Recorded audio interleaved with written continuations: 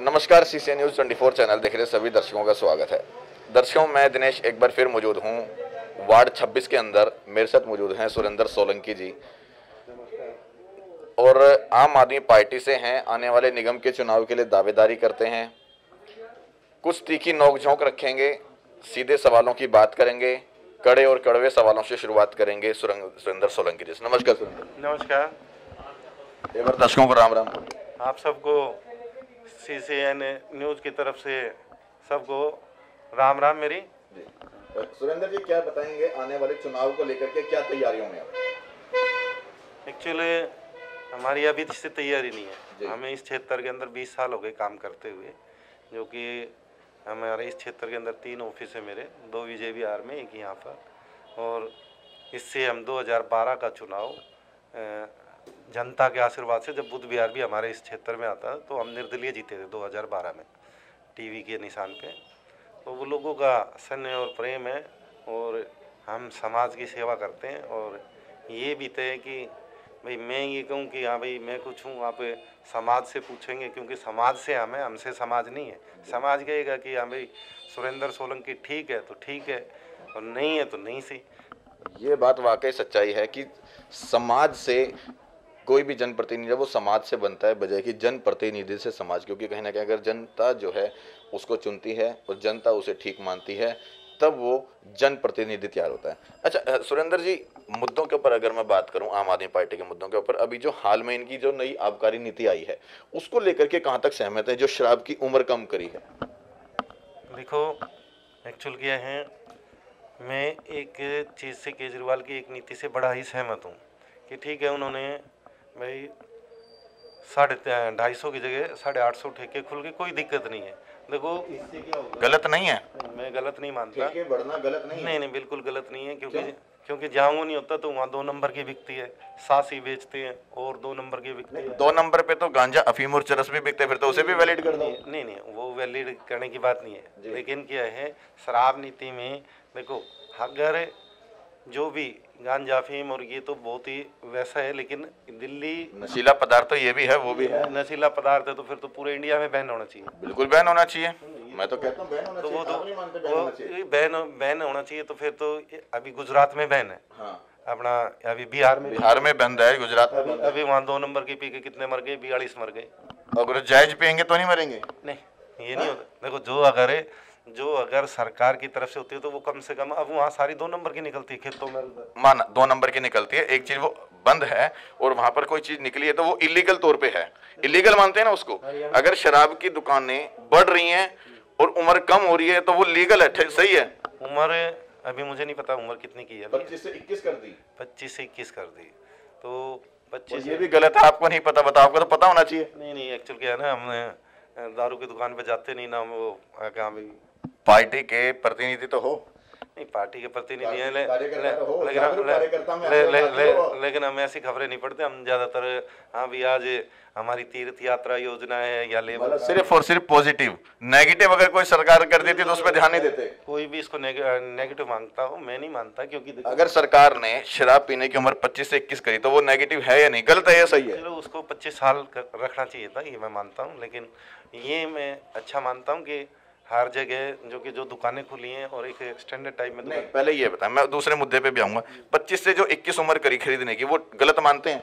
वो थोड़ा सा ठीक नहीं है। हाँ, उसको वाकई ये चीज सच्चाई है कि अगर किसी भी नशीले पदार्थ को खरीदने के लिए आसानी की जाती है, उसकी उम्र कम की जाती है या उसका कीमत कम की जाती है, तो हमारे सेहत के लिए और जनता के लिए वाकई हानिकारक है। अच्छा, दूसरा मुद्दा, ये जो शराब की दुकानें बढ़ा दी, घर घर में दुकानें खोल दी, हर वार्ड में दुकानें खोल दी, वो क्या तक ठीक है? देखो, मैं आपको एक उदाहरण देता हूँ कि पीछे शराबबंदी हरियाणा में भी की थी, बंसीलाल ने। वहाँ के हरियाणा वाले सब दिल्ली आते थे। दोबारा क्या हुआ, सरकार ने उस नीति पे सोचनी पड़ी कि हाँ भाई दोबारा से चालू हुआ। अब बिहार में क्या शराब नहीं बिक रही? अब बिहार अनलीगल नहीं। मैं परसों दिन न्यूज देख रहा था, वहाँ विधानसभा में भी खाली बोतल, उसके ऊपर कार्रवाई हो रही है। कार्रवाई कुछ नहीं चल रही है, वो कुछ कार्रवाई नहीं होती। वो जांच तो चल रही है ना, ये मानते हैं आप? जांच चलती है, लेकिन जो भी वो फिर 2 नंबर के धंधा करते हैं, वो नेताओं के रिश्तेदार, नेताओं के, वो वही 2 नंबर। इसका मतलब ये कह रहे हो कि अगर कोई 2 नंबर का, मेरी बात सुनो, कोई 2 नंबर का धंधा चल रहा है तो उसको लीगल तौर पे खोल दो। मैं सिर्फ ड्रिंक की बात करता हूँ। हाँ, दारू की बात है। दारू के ठेके जो दिल्ली में हर वार्ड में सरकार खोल रही है, डोमेस्टिक जगह पे खोल रही है, तो वो ठीक है। डोमेस्टिक नहीं, देखो कमर्शियल कमर्शियल जगह में। आपके विजय विहार में ही डोमेस्टिक जगह पर ठेका खुला हुआ है, मैं दिखा देता हूँ। जो विजय विहार में तो कोई ठेका ही नहीं खुला है। अभी ये सेक्टर 4 में खुला ना, विश्राम चौक से उल्टे हाथ पे मुड़ते हैं जब हम, वो मंगोलपुरी विधानसभा है, किसी भी विधानसभा में है। मैं तो एक वो विजय विहार मान लिया आपकी बात को मान लिया, मंगोलपुरी विधानसभा है, लेकिन अगर किसी भी डोमेस्टिक एरिया में खुलते हैं तो वो ठीक है, गलत है। लेकिन वो भी कमर्शियल दुकान है, डीडीए की मार्केट हो। नहीं, मार्केट के अंदर नहीं कह रहा मैं, आपके जो विश्राम चौक से उल्टे हाथ को रास्ता जाता है ना, जो सेक्टर 5 के लिए, मैं बता रहा हूँ। तो एक्चुअल क्या है ना, देखो अभी हमारे यहाँ भी खुद रहा था, हाँ। अमरपाली के सामने, वो डीडीए मार्केट में था, और एक मंगोलपुर भी। वहाँ मैं खुद धरने पे बैठा हूँ कि हमें यहाँ नहीं खुलना चाहिए। वहाँ के लोग अगर जागरूक होंगे, RWA लिख के देगी, और वहाँ के लोग अगर चाहेंगे तो उस अनलीगल दुकान के, जो कि अगर डोमेस्टिक जगह पर है, तो मैं खुद धरने पे बैठने को तैयार हूँ। मैं वही चीज पूछना चाह रहा हूँ, अगर जो डोमेस्टिक, मैं वही तो पूछ रहा हूँ, जो आपकी आम आदमी पार्टी ने डोमेस्टिक एरिया में हर वार्ड में जो ठेके खोलने की बात करी, और उसके अंदर जो डोमेस्टिक एरिया में खोला जा रहा है ठेका, वो कहाँ तक ठीक है? वो ठेके मॉल में ही खुलने चाहिए, ये मैं भी मानता हूँ, या कमर्शियल मार्केट में ही खुलने चाहिए। और कहीं अगर ऐसे खुले भी है, देखो हमारी सरकार ने पहले भी जो सरकारी ठेके भी खुले हुए थे, अगर वहाँ RWA ने विरोध किया, RWA ने अपने लेटर पैड पे लिख के दिए, लोगों ने विरोध किया, तो वो ठेके तभी भी बंद कराए थे, ये अभी भी बंद हो जाएंगे। बात तो वही है, सिंपल सी, दोनों चीजों के ऊपर आप सहमति करते हैं कि एक तो उम्र जो कम करी वो भी गलत है, दूसरा अगर कोई डोमेस्टिक एरिया में दारू का ठेका खुलता है तो वो भी गलत है। गलत तो नहीं कह रहा ना? नहीं, हाँ वो बिल्कुल गलत है। हाँ, जहाँ रेजिडेंशियल एरिया उसमें नहीं खुलने चाहिए, उसके उसमें तो मैं तीसरी चीज, क्या सरकार नशीला पदार्थ बिल्कुल बंद कर दे, वो ज्यादा बढ़िया बजाय कि 21 कर दे? देखो मैं एक चीज को मानता हूँ, बाकी जितने भी है ना जो ड्रग्स है, वो बिल्कुल ही बैन नहीं, उन पे तो और भी तगड़ी सजा होना चाहिए। लेकिन मैं ड्रिंक्स पे नहीं मानता कि ड्रिंक्स से एक्चुअल क्या है कि दिल्ली एक टूरिज्म भी है, विदेशी भी सबसे ज़्यादा आते हैं, और ये तो हमें जागरूक, सबसे ज़्यादा रेवेन्यू मिलता है, इसलिए तो नहीं बोल रहे। देखो रेवेन्यू तो मिलता ही है, इसमें भी कोई वो नहीं है। लेकिन एक चीज़ है ना कि जो एक बार, हाँ, आज से 15-20 साल पहले उधर उत्तम नगर में भी बहुत बड़ा कांड हुआ था। हाँ, हुआ था। तो वो इसीलिए हुआ था कि वो सब 2 नंबर की बिकती थी। बिल्कुल, अगर उसको पूरी तरह बंद कर दे तो, देखो पूरी तरह से बंद होगी तो 2 नंबर चलेगा सारा। उसके ऊपर उसको कार्रवाई करो फिर। नहीं, कार्रवाई कौन करेगा? कार्रवाई तो दिल्ली पुलिस तो हमारे अंडर है नहीं, वो तो सेंटर के अंडर है। कि आप करें जो भी है, चाहे वो आज केंद्र सरकार के पास हो सकता है, कल को आम आदमी पार्टी के पास आ जाए, कार्रवाई दिल्ली पुलिस करे, प्रशासन करेगा, दिल्ली पुलिस करे। लेकिन फिर भी क्या होता है, दिल्ली भाई जितनी ज्यादा शराब बिकेगी, जितनी ज्यादा शराब बिकेगी उतने अपराध ज्यादा होंगे। दिल्ली देश की राजधानी है, ठीक है, दिल्ली देश की राजधानी है, सबसे ज्यादा फॉरनर या सबसे ज्यादा वो यहीं आते हैं, और देशों में तो ऐसा है ही नहीं कि अगर कहीं भी शराब पी के सबसे ज्यादा अपराध होते हैं, मानते हैं? नहीं, बहन बेटियों के साथ छेड़खानी होती है, शराब के कारण होती है। देखो ये जो मानते ये मैं मानता हूँ, लेकिन अभी हमारे लगभग हर विधानसभा में लगभग 3-4 हजार CCTV कैमरे लगे हैं। हाँ। उससे अपराध प्रवृत्ति में, छेड़छाड़ में बहुत कमी आई है। बसों में मार्शल तैनात किए गए। मैं ये कह रहा हूँ, शराब के कारण छेड़खानी होती है, अपराध के ग्राफ जो है बढ़ता है, ये मानते हो? देखो ऐसा नहीं है, मैं ये नहीं मानता। देखो जो सभ्य लोग हैं और जो 5 स्टार के अंदर हैं, या जो अपने घरों में भी बार बना रखे हैं लोगों ने, जो सभ्य आदमी हैं वो अपने हिसाब से लेते हैं और अपने सिस्टम से रहते हैं। और जो आवारागर्दी जिसने करनी है वो तो वैसे भी करेगा, उनके ऊपर तो लगाम लगाना पुलिस का काम है। पुलिस का काम है। ये नहीं मानते आपकी शराब से अपराध का ग्राफ बढ़ता है?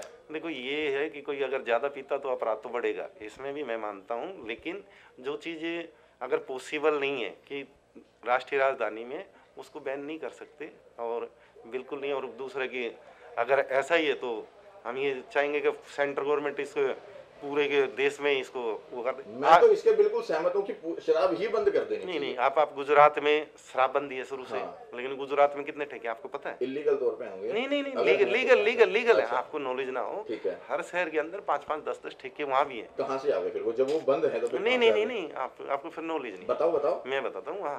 मुझे बहुत सारे दर्शकों को नहीं, मैं बता देता हूँ। गुजरात के अंदर हर शहर के अंदर एक नहीं बहुत सारे ठेके। लीगल या इलीगल? नहीं, लीगल सरकारी ठेके। अच्छा। आपको मैं बता देता हूँ, मुझे भी नॉलेज नहीं थी, मैं पीछे गुजरात गया जब हमने देखे वो, लेकिन है किसके लिए, टूरिस्ट के लिए, जो टूरिस्ट हो गए ना, जैसे कि लोकल बंदा नहीं लेगा नहीं, हाँ, जैसे कि मैं दिल्ली से गया, मेरे पास ट्रेन का टिकट है, मैं गेस्ट हाउस में रुका समझ गया, हूँ, मैं लोकल नहीं तो लेगा। वो हफ्ते में ठीक है। 2 बोतलें उनको मिलती हैं। ठीक है। हाँ, तो वो वहाँ क्या होते हैं, जो और जाते हैं वो गुजराती भी लेते हैं और वो जाती तो है। अगर वहां से गुजराती भी ले रहा है, वहां से बिहारी भी ले रहा है, तो वो तो इलीगल हो गया ना। हाँ, वो मैं अनलीगल है। वही तो हाँ, कह रहा हूँ, इलीगल हो गया ना, वहां पे तो गुजरात वाले लोगों के लिए बैन है। लेकिन गुजरात तो एक स्टेट हो गया, हाँ। ये तो राष्ट्रीय राजधानी, इसमें ये बैन होना बहुत मुश्किल काम है। मुश्किल या असंभव और संभव की बात नहीं कर रहे, बंद होनी चाहिए या नहीं, देखो मैं तो ये पूछ रहा हूँ। वैसे तो मेरे हिसाब से तो पूरे देश में ही बंद होनी चाहिए। मैं तो खुद सहमत हूँ इस चीज को लेकर के। वैसे नशा तो पूरे देश में ही बंद होना चाहिए, बिल्कुल। ये बजाय कि उसकी उम्र करने के, बजाय कि हर वार्ड में खोलने के, उसके ऊपर पूर्णतः बैन हो जाना चाहिए। बैन होना चाहिए, क्योंकि सबसे ज्यादा रिवेन्यू जो आता है वो शराब से आता है। शायद इसलिए कहीं ना कहीं 21 उम्र कर दी, शायद इसलिए कहीं ना कहीं हर वार्ड में ठेके खुलवा दिए, क्योंकि रिवेन्यू आता है सबसे ज्यादा। नहीं, रिवेन्यू तो आता है, इस बात से मैं सहमत हूँ, लेकिन ठीक है, दूसरी चीज पे बात करेंगे। आम आदमी पार्टी ने जहाँ 200 यूनिट बिजली फ्री करी, वहीं कमर्शियल के रेट बढ़ाए। नहीं बढ़े, वो एक्चुअल क्या था, वो जो फिक्स चार्जिंग रेट थे वो बढ़े थे, वो वापसी हो चुके हैं, आपको ना। अभी कमर्शियल के रेट बढ़े नहीं है? नहीं बढ़े। आपके कार्यकर्ता खुद कह रहे हैं हाँ बढ़े। नहीं, वो जो उसका जो कमर्शियल मीटर था उसका, क्योंकि मेरा भी मीटर लगा हुआ, ये मेरा बिजली का बिल पड़ा, वो वापसी कर लिए थे। अभी आपके कार्यकर्ता से मेरी कल ही बात हो रही थी, वो खुद कह रहे कि हाँ बढ़े हैं। नहीं, उसको नॉलेज नहीं है, फिर बिजली के रेट नहीं बढ़े, आपके बिजली के रेट नहीं बढ़े। अच्छा, दिल्ली में अभी स्वास्थ्यों की जहाँ पे बात की जाती है, शिक्षा की बात की जाती है, दिल्ली में भी कोई नया स्कूल बना है कहीं पे? ये 2 तो मेरे घर के सामने ही बने नए स्कूल, वो तीनों में चलते थे, अभी वो नए ही बने। नहीं, और नए स्कूल और विद नई जमीन पर नया स्कूल बना। देखो, जमीन एक्चुअली सारी डीडीए लैंड सेंट्रल गवर्नमेंट के अंडर है, डीडीए जमीन अलॉट करती नहीं है, जो कि बहुत प्रयास होता है। तो सारी मैं देखता हूँ, जब भी आम आदमी पार्टी की किसी काम की बात आ जाती है तो आप नहीं करता। नहीं, आप एक चीज बताओ कि इसमें तो कोई दो राय नहीं है, अगर कोई छोटी सी भी फाइल जाएगी उसके लिए वो एलजी से अप्रूवल है। अभी तो सेंट्रल गवर्नमेंट ने एलजी को और भी डबल पावर दे दी है, आपको ना पता हो। और अभी मैं आपको एक और भी जानकारी पहले ही दे देता हूँ कि 2-4 दिन में इस एलजी को भी सेंट्रल गवर्नमेंट हटा देगी। क्यों? क्योंकि अभी ये एलजी और दिल्ली सरकार मिलकर अब सेंट्रल गवर्नमेंट सोच रही है कि हाँ, इसकी साठगांठ हो गई है दिल्ली सरकार से, अब ये कामों में दरोड़ा अटकाते हैं ना। हाँ, बाकी जितने भी पुराने स्कूल थे वे 5-5 मंजिल के बन गए। अच्छा, जिस टाइम कोरोना ढंग से फैला हुआ था, तब वैक्सीन जब नहीं मिल रही थी, तब मोदी जी कह रहा, माफ कीजिएगा, केजरीवाल जी कह रहे थे कि वहां सर हमें वैक्सीन नहीं मिल रही, इसलिए हम वैक्सीन नहीं लगा पा रहे। ऑक्सीजन की बात आई तो ऑक्सीजन हमारे से सिलेंडर रोक दी, इसलिए हम सिलेंडर नहीं दे पा रहे। मतलब हर तरफ से अपना पल्ला झाड़ लेते हैं। अभी जमुना जी की सफाई की बात आई तो वो यूपी वालों ने कर दी। नहीं, देखो आप अपना पल्ला क्यों झाड़ रहे हो? देखो, मैं आपको एक चीज बता देता हूँ, इसमें तो कोई दो राय नहीं है। सबसे ज्यादा ट्रीटमेंट प्लांट यहाँ पर आपने देखा होगा, जितने भी नाले हैं सबसे फालतू ट्रीटमेंट प्लांट दिल्ली के अंदर है। लेकिन आप नोएडा जाके देखें, उधर आप सोनीपत जाके देखें, उधर ऐसे ही गंदा पानी जमुना के अंदर आता है। जब तक है ना, इसमें सारी सरकारें मिलके काम नहीं करेंगी। यहाँ की सफाई का, जमुना जी की सफाई का जिम्मेदारी किसकी है? केजरीवाल जी की। क्यों नहीं निभाई पूरी तरह? नहीं भाई, क्यों नहीं? मैंने पूरा झाग निकला सफेद वीडियो आपके पास तक। वो वीडियो आपको ना पता हो, वो नोएडा की है, जमुना पार की नहीं है। नहीं, जमुना जी की नहीं है, जमुना जी की है, लेकिन वो वहाँ की है, नोएडा की। अच्छा, चलो कोई बात नहीं, आपकी बात को मैं मान लेता हूँ। अभी दिल्ली के अंदर जो केजरीवाल जी पोल्यूशन खत्म करने की बात कर रहे हैं, क्यों नहीं कर पा रहे? देखो, दिन पे दिन स्तर बढ़ रहा है, पोल्यूशन का स्तर बढ़ रहा है, ये बिल्कुल। अभी दिल्ली में सबसे पहला स्मोक टावर केजरीवाल जी नहीं लगाया, आनंद विहार के अंदर, ठीक है। उसके बावजूद भी पोल्यूशन बढ़ रहा है। सुनो, उसके बाद क्यों बढ़ रहा है? क्योंकि पराली जलाने से बंद नहीं हुए। कहाँ की पराली? पंजाब की, हरियाणा की। अच्छा, मुझे एक बात बताओ, पंजाब की पराली की बात अगर करते हैं आप लोग, तो पंजाब और दिल्ली के बीच में बहुत सारे स्टेट पड़ते हैं, वहां कभी भी ये मसला नहीं पैदा होता कि पराली की वजह से वो धुआं वहां नहीं अटकता। आप लोगों ने दिल्ली के अंदर ऐसी कौन सी चार दीवारी बना दी है? आपने दिल्ली में कौन सी चार दीवारी बना रखी है जो धुआं यहाँ से बाहर नहीं निकल पाता, वो सिर्फ दिल्ली में रह जाता है? मैं आपको बता देता हूँ। एक्चुअल क्या है कि वहाँ पर इसलिए, जैसे हरियाणा है, हरियाणा के अगर आप सोनीपत में जाएंगे, नोएडा में जाएंगे, आप गाजियाबाद जाएंगे, आप रोहतक जाएंगे, जो शहर है वहाँ हमारे से भी ज़्यादा पोल्यूशन का स्तर बहुत ज़्यादा होता है। लेकिन वहाँ जो मैदानी इलाके हैं, जहाँ गाँव है, वहाँ हवा चली, वहाँ पोल्यूशन का असर नहीं हो पाता। अभी आप लोगों ने जो दिल्ली के अंदर हर चौराहे पे तख्ती दे करके उसके ऊपर केजरीवाल जी की हंसती हुई फोटो लगा रखी है, युद्ध प्रदूषण के विरुद्ध, लगता है उससे प्रदूषण खत्म होगा? देखो, हम एक रिक्वेस्ट कर सकते हैं, ये किया था केजरीवाल जी ने कि भाई कम से कम एक दिन अपने सरकारी ट्रांसपोर्ट से चलें, अपनी गाड़ी का यूज़ ना करें, तो उससे कुछ ना कुछ तो कमी पड़ेगी। अच्छा, अभी आपने देखा होगा रोडों पे पीडब्ल्यूडी के गाड़ियां और हमारी दिल्ली जल बोर्ड की गाड़ियां छिड़काव भी कर रही हैं कि गाँव में डस्ट पोल्यूशन कम करने के लिए वो रास्ता सही था। कितनी सारी अवैध जो हैं छोटे छोटे कारखाने चल रहे हैं जिनके कारण पोल्यूशन बढ़ रहा है, वो बंद क्यों नहीं कर देते? बजाय कि चौराहे पे। लेकिन आपके नॉलेज में मैं बता देता हूँ, बवाना इंडस्ट्री एरिया में मेरी भी फैक्ट्री है, वहाँ जिस भी फैक्ट्री के अंदर पोल्यूशन था, चाहे वो पन्नी भी धोई जा रही थी और जिसमें कि पोल्यूशन सर्टिफिकेट नहीं था, क्योंकि यहाँ पर डेंजरस पोल्यूशन वाली नहीं, सब की सब यहाँ से शिफ्ट होकर हरियाणा चली गई सारी फैक्ट्रियाँ। क्या अब अवैध कारखाने दिल्ली में नहीं है? देखो, अवैध कारखानों का मैटर होता है कि हाँ भाई उसकी छटाई करके एमसीडी ने उनको सील करना चाहिए। नहीं, अभी अवैध कारखाने हैं नहीं जिनसे पोल्यूशन हो रहा है? तो वो एमसीडी के कारण चल रहे हैं। एमसीडी है, दिल्ली सरकार का रोल नहीं है? नहीं, दिल्ली सरकार का नहीं होता उसमें। दिल्ली सरकार देखेगी अपने ये जो अपना DSI DC के उनमें कोई अवैध चल रहा हो बताओ?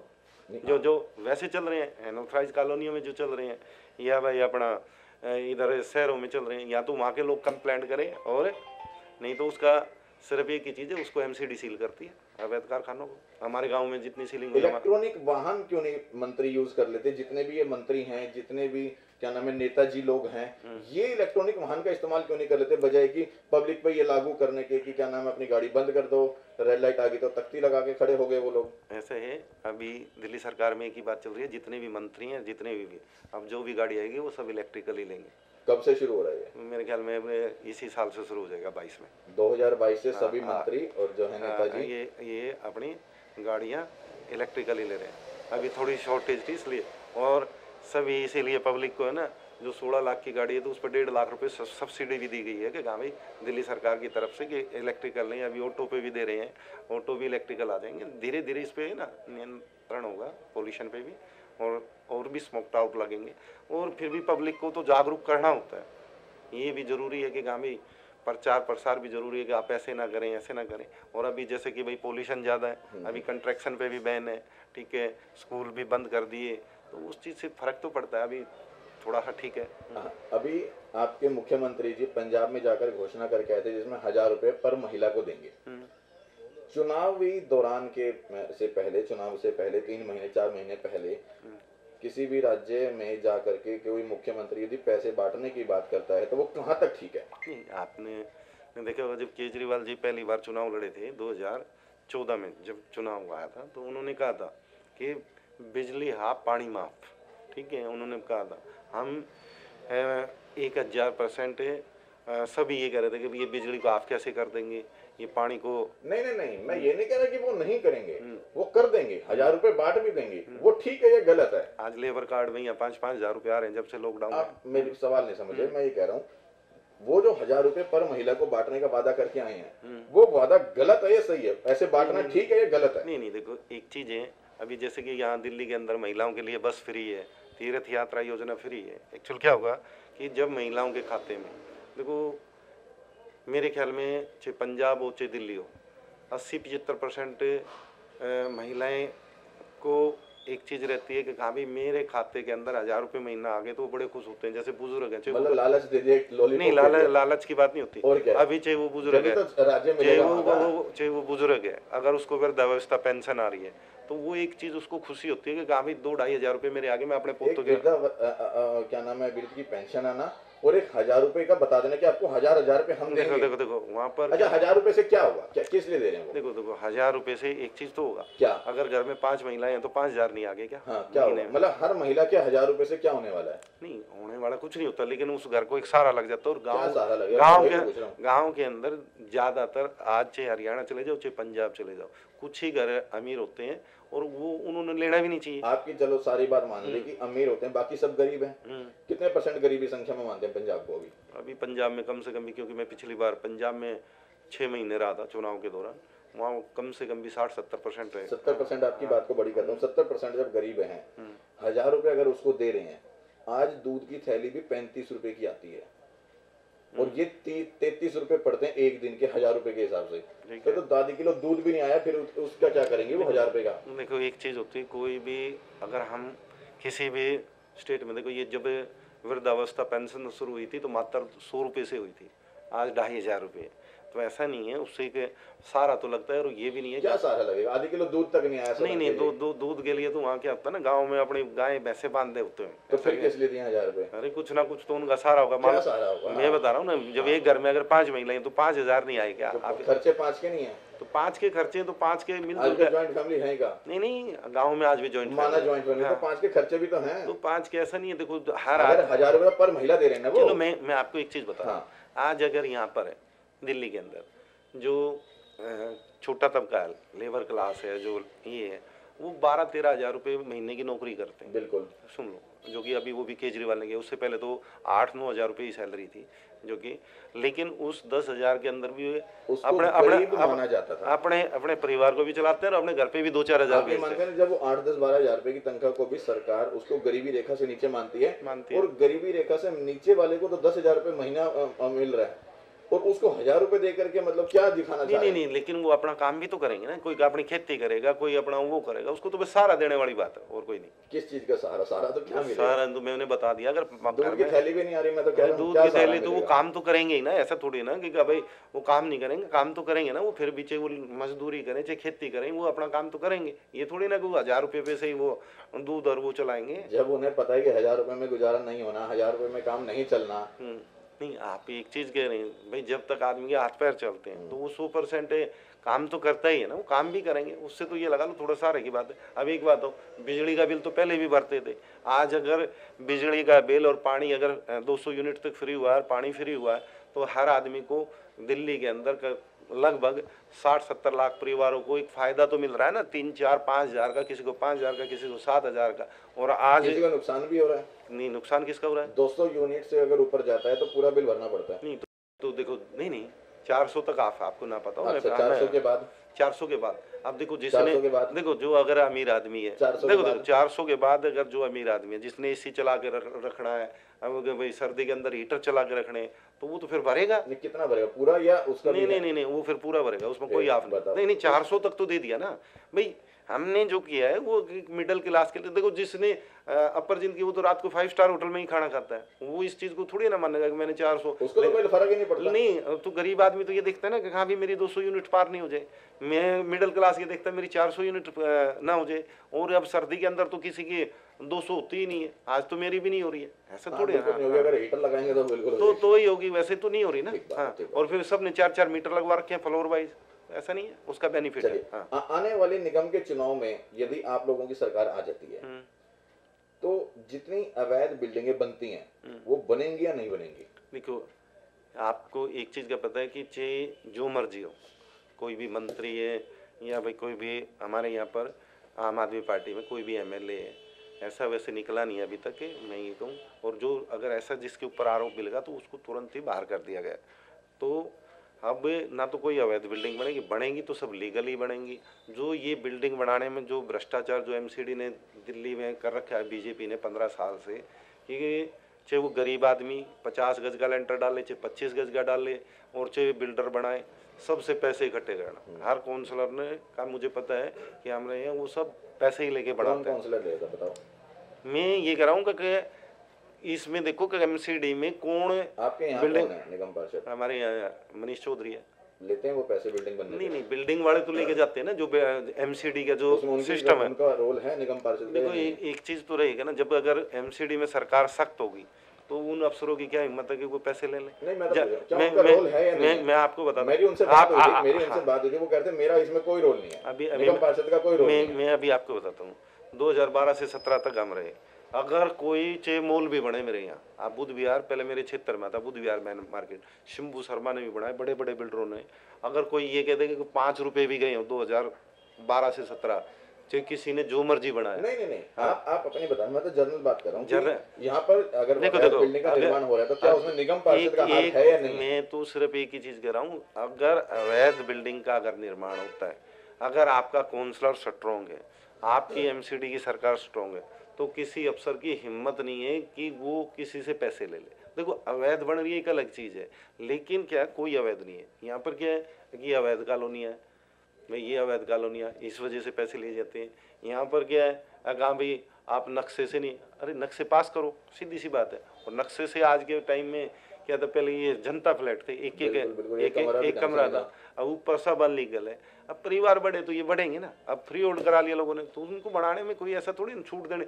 अभी तक भी हमने भी एक चीज़ है कि जहाँ भी है मतलब चाहे वो 4 मंजिल तो अलाउड है ना, तो 4 मंजिल वो बल्कि पार्किंग समेत 4 मंजिल अलाउड है, तो वो बढ़ाना चाहिए और उस पर पैसे नहीं जाने चाहिए किसी भी उसको। मतलब अगर आप लोगों की सरकार आती है तो बिल्डिंग बनने देंगे, लेकिन पैसा नहीं लेंगे, पैसा नहीं जाएगा, ये भी तय है, पैसा नहीं। वाकई कितनी बड़ी बात है, यदि आम आदमी पार्टी की सरकार निगम में आ जाती है तो आपकी बिल्डिंगें जो हैं वो बनती रहेंगी, उसमें कोई रोक टोक नहीं होगी।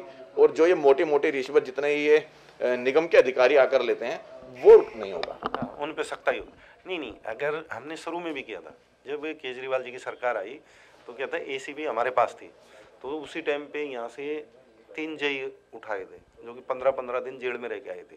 तो क्या हुआ, तुरंत एक बार रिश्वत पे बिल्कुल रिश्वतखोरी बंद हो गई थी, डर गए थे, लेकिन वो फिर एसीबी छिन गई।